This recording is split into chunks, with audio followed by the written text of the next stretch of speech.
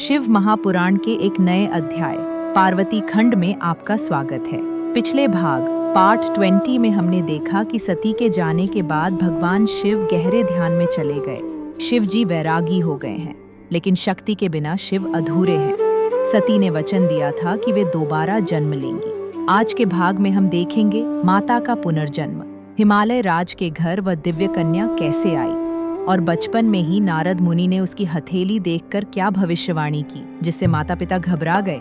आइए जानते हैं भाग 21 में। पर्वतों के राजा हिमालय, हिमवान और उनकी पत्नी मैना बहुत समय से संतान के लिए तपस्या कर रहे थे। वे चाहते थे कि जगत माता उनके घर बेटी बनकर आए। उनकी भक्ति से प्रसन्न होकर आदि शक्ति ने उन्हें दर्शन दिए और कहा, मैं तुम्हारे घर पुत्री के रूप में जन्म लूंगी। कुछ समय बाद रानी मैना के महल में एक दिव्य प्रकाश फैला। एक अति सुंदर कन्या का जन्म हुआ। वह कन्या साक्षात देवी का रूप थी। उसका रंग खिले हुए कमल जैसा था। पर्वत राज के घर जन्म लेने के कारण उनका नाम पार्वती रखा गया।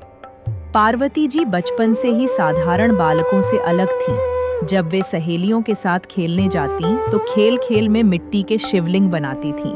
वे उस पर फूल और जल अर्पित करती थीं। उनके माता पिता यह देखकर हैरान होते थे कि इतनी छोटी बच्ची को शिव भक्ति किसने सिखाई। उन्हें नहीं पता था कि यह तो पिछले जन्म के संस्कार है तय। एक दिन देवर्षि नारद हिमालय राज के महल में आए।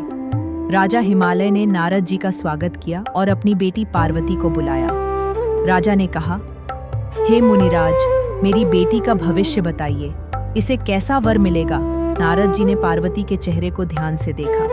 वे मन ही मन मुस्कुराए और समझ गए कि यह तो साक्षात माता सती है, लेकिन उन्होंने एक विचित्र भविष्यवाणी की। नारद जी ने कहा, राजन, आपकी बेटी सर्वगुण संपन्न है, लेकिन इसके भाग्य में एक विचित्र पति लिखा है।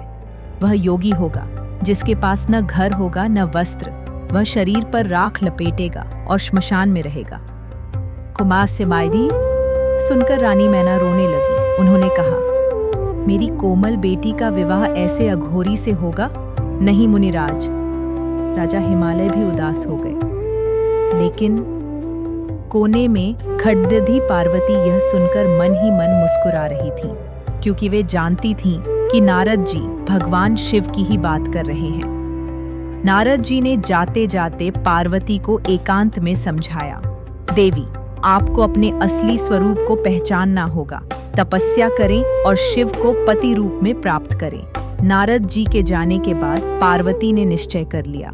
वे समझ गईं कि उनका जन्म केवल शिव को पाने के लिए हुआ है, लेकिन शिव तो समाधि में है। वे हजारों वर्षों से अपनी आंखें बंद किए बैठे हैं। एक कोमल राजकुमारी उस वैरागी योगी को कैसे मनाएगी? यह कठिन तपस्या शुरू होगी अगले भाग में। देखिए शिव महापुराण कथा भाग 22। दोस्तों, माता पार्वती का जन्म हो चुका है और लक्ष्य तय है, महादेव की प्राप्ति। अगले भाग में देखिए, क्या कामदेव भगवान शिव की तपस्या भंग कर पाएंगे? अगर आपको माता पार्वती का यह बाल रूप पसंद आया तो लाइक करें और कमेंट में जय मां पार्वती लिखें। चैनल को सब्सक्राइब जरूर करें। ओम नमः शिवाय।